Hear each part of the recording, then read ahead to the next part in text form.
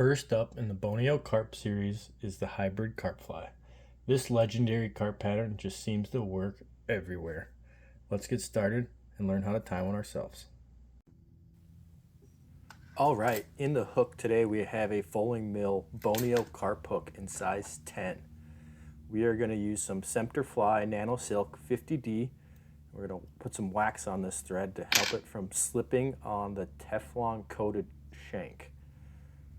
We're going to lay down a nice thread base, bringing it all the way back to the bend of the hook, trim out our tag end, and then we're going to move our thread back forward.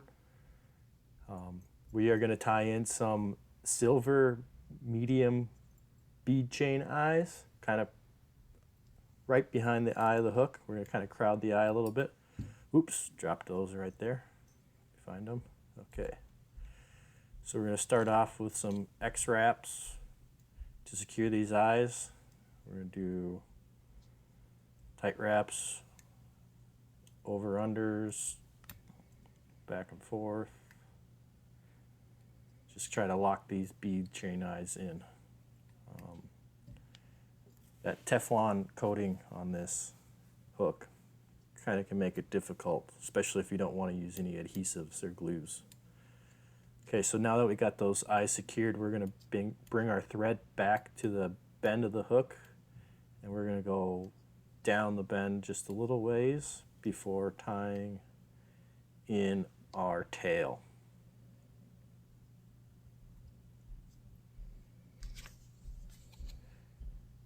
We are going to use some red chenille for our tail.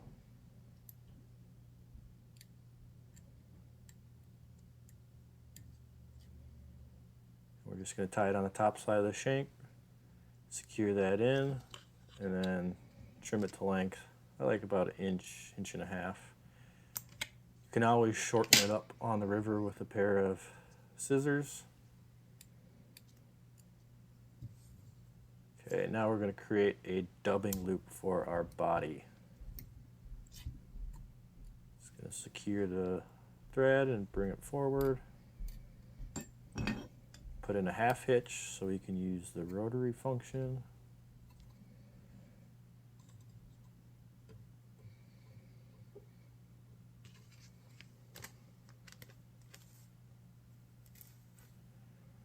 All right, next we are going to grab some black ice stub, black peacock ice stub, and put this in our dubbing loop.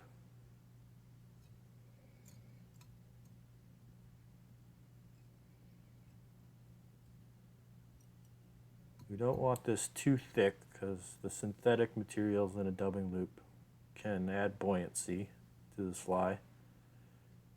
We kind of want it to be a slow sinker, but not to be a floater, so we don't want to use that much dub. Plus it's not that big of a body anyways, so we're just gonna take some little chunks and add it to our loop. Kind of even it out a little bit before we take our twister and giving it a good spin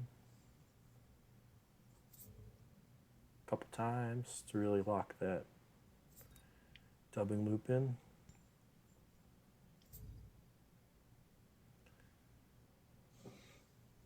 Now we're going to grab our favorite brush and just kind of loosen up any trapped fibers. Now we can use that rotary function. Walk the excess thread back to our tie-in point on the tail. Watch that point of the hook so we don't cut our thread.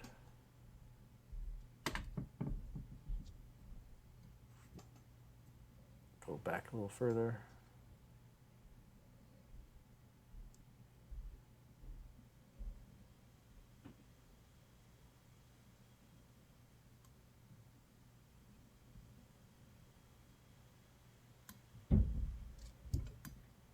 Make sure you cover up all the red underbody.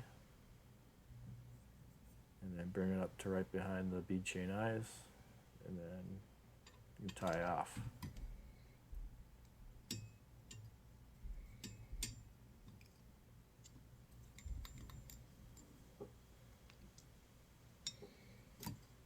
Two wraps over, one wrap under.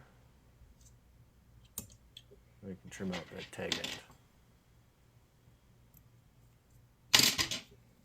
Okay, grab our favorite brush again and loosen up any trap fibers.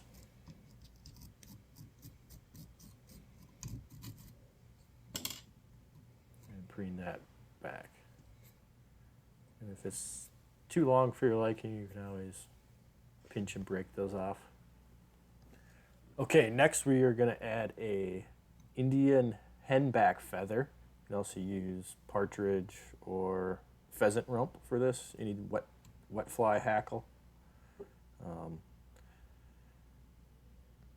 tie this in by the tip, do a couple securing wraps. Then we're going to preen those fibers backwards before doing 2 wraps around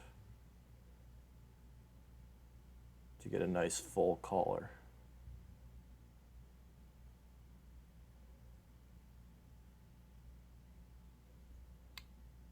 Just secure that stem right behind the bead chain, without trapping any of our soft hackle fibers if we can. 2 wraps over, 1 wrap under, wrap back over, trim out the tag.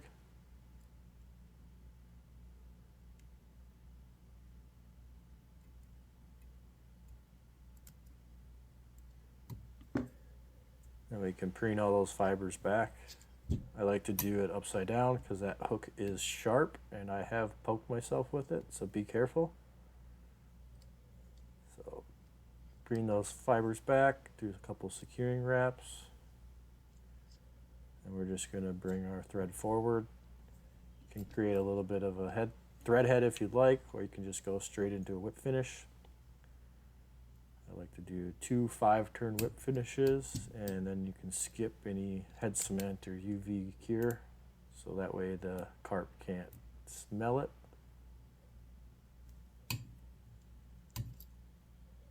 Tighten up our last whip finish and trim out our tag end.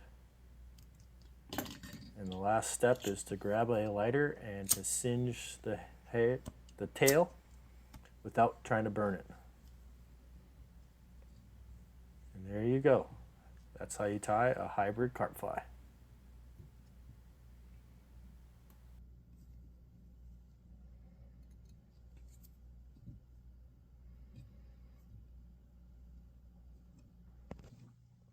Nymphs and worms typically are smaller, so you want to tie this in a size like 8 or 10.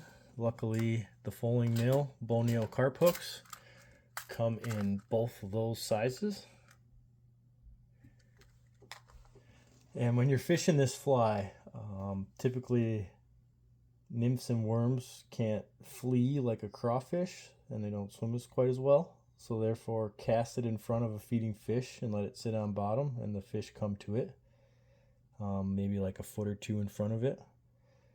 And then if you have a cruising fish, you can do the drag and drop method where you cast past the line that the fish is on, and then you can drag the fly and kind of intercept it and then drop it, so that way the fly is going through the strike window as the fish is cruising by. Of course, all materials are available at Root River Rod Co. Order yourself some, and good luck trying to catch a carp on the fly.